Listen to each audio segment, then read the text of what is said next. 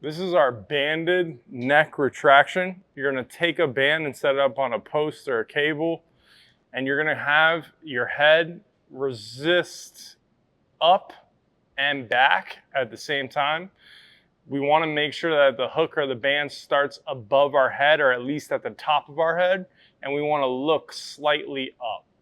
You're trying to think about forward head posture. Don't let yourself get pulled forward. Don't let yourself get pulled down. Try to think about pulling up and back. I want you to think first and foremost about pulling your skull up and back. So think about pulling from here and here instead of just pulling my jaw back.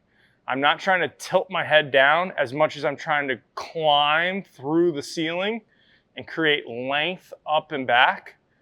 And then from there, I'm gonna create some suction on the roof of my mouth, like I'm pulling saliva back until my tongue suctions up to the roof of my mouth and settles. And then I'm gonna feel my feet in the ground, relax my knees,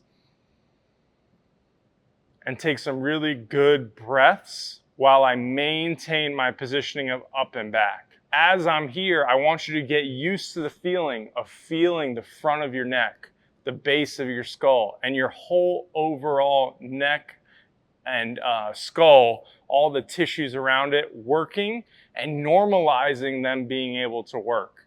You're gonna continue to look up, try not to look down and start to fall forward. And we can start off with this base position of just normal like this, get some breaths here. You can also have this higher up, lower. Just think that starting off at about the top of your ears, or even the middle of your ears or the base of your skull is where we want. Having a hat or a towel around your head can also make it more comfortable. And just try to think that what I don't want you to do is pull your jaw back and close your airway off. I almost want you to think about your skull goes up and back, but then the jaw slides forward, and it's almost like you're tilting your head back to come up in space. The first position would be here. I want you to think about the shoulder being neutral. It's not forward, it's not squeezed back, it's settled in the middle with your arms relaxed by your side. Try to almost think about connecting the pelvic floor all the way to the top of your mouth. Sounds crazy, but it's as simple as just create that suction, stay in here and breathe without your neck necessarily losing the battle at all, and that'll happen for you. And then what we can do is we can also explore different positions. The first one that I would suggest is behind the back, and that would be kind of knuckles together, shoulders back. This should open up your chest so that when you inhale, you can kind of feel some expansion go through the front here, and even some opening in the front of the shoulder. Think about when we round our shoulders forward and let our head come forward, this is giving you that stimulus to pull your head up and back, and then to let your shoulders come back too, so that our chest can open up. I know it seems like a lot at first, but biggest keys here, feel your whole foot on the ground, soften your knees, tongue suctions to the roof of the mouth. That'll keep getting better and better as you practice it.